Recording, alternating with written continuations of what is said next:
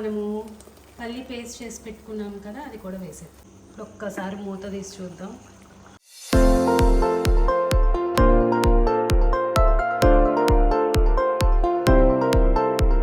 Welcome back to my channel Nayaki's kitchen. ఈరోజు special వెరైటీతో వచ్చేసాను. అదేనండి, గోరుచిక్కుడుకాయ కర్రీ చేస్తున్నాను. దీంతో పొడి కూర చేస్తారు, చింతపండు రసం వేసి చేస్తారు.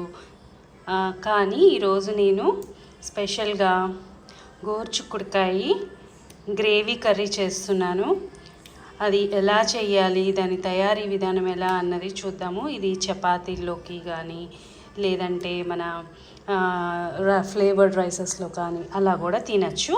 సో ఒకసారి దాని తయారీ విధానం చూసేద్దాం. గోరుచిక్కుడుకాయ నేను ఈ సైజులో కట్ చేసుకున్నానండి. మీరు పెద్దవి, ఇంకొద్దిగా పెద్దవి కావాలంటే పెద్దవి, చిన్నవి కావాలంటే చిన్నవి కట్ చేసుకోవచ్చు. ఇప్పుడు ఒక కుక్కర్లో కట్ చేసుకున్నవన్నీ వేసేసుకో. ఇప్పుడు తగినంత నీరు, కొద్దిగా సాల్ట్, కొద్దిగా పసుపు. ఇప్పుడు స్టవ్ ఆన్ చేసేసుకొని 2 విజిల్స్ రావాలి. ఇప్పుడు మనము ప్యూరీ కోసమని కొద్దిగా ఆనియన్స్ కట్ చేసుకున్నాము.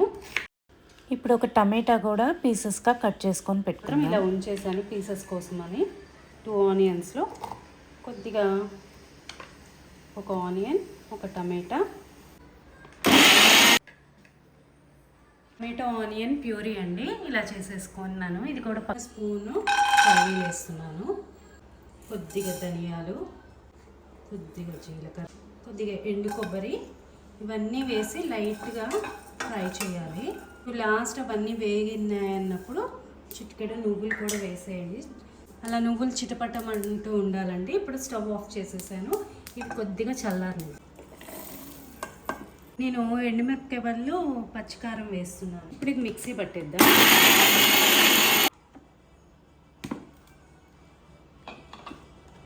ఇలా పౌడర్ అయింది కదా, మీరు ఇలా పౌడర్గా అన్నా వేసేసుకోవచ్చు కర్రీలో, లేదంటే పేస్ట్గా అన్నా వేసుకోవచ్చు. నేను మాత్రం పేస్ట్ చేసుకుంటున్నాను, గ్రేవీ లాగా చేసుకున్నాను ప్యూర్.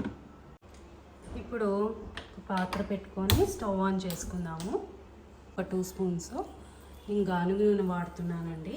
మనము ఆవాలు, జీలకర్ర, ఎండుమిరపకాయ, కరివేపాకు, ఇంగు, కట్ చేసి పెట్టుకున్న ఆనియన్, టమాటా, పచ్చిమిర్చి వేసేద్దాము. ఒక్కసారి మిక్స్ చేసుకున్నాము. కొద్దిగా మగ్గాలండి ఇది బాగా. టమాటా పేస్ట్ ఒక్కసారి కలుపుకున్నాము. ఇప్పుడు చిటికెడు ఉప్పు, మనం ఆల్రెడీ కూరలో ఉప్పు వేసుకున్నాం కదండి.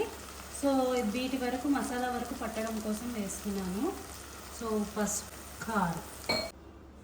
ఇప్పుడు ఒక్కసారి మూత తీద్దాము. అది బాగా మగ్గిపోయిందండి.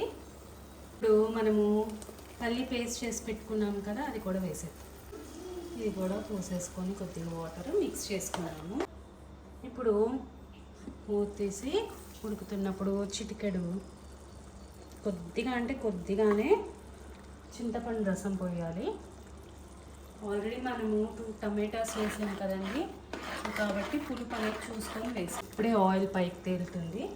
సో ఈ సమయంలో మనం ఆల్రెడీ బాయిల్ చేసి పెట్టుకున్నాం కదా చిక్కుడుకాయలు, అవి వేసేసాయి. అవి వేసుకొని ఒక్కసారి మనము కలుపుకుందాము. ఒక్కసారి మూత తీసి చూద్దాం. బాగా బాయిల్ అయిపోయిందండి. కొత్తిమీర వేసేద్దాము.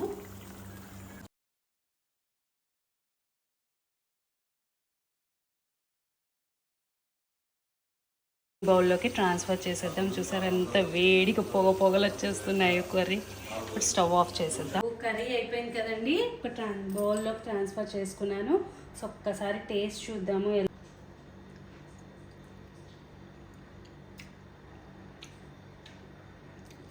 చాలా బాగుందండి, డిఫరెంట్గా ఉంది. మనం రెగ్యులర్గా తినేది కాకుండా చాలా డిఫరెంట్ టేస్ట్ ఉంది. చాలా కమ్మగా కూడా ఉంది. అన్నీ పర్ఫెక్ట్గా సరిపోయినాయి.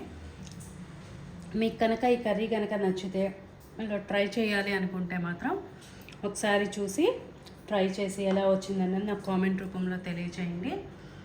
ఇంకో మంచి రెసిపీస్తో మళ్ళీ మీ ముందుకు వస్తాను. బాయ్.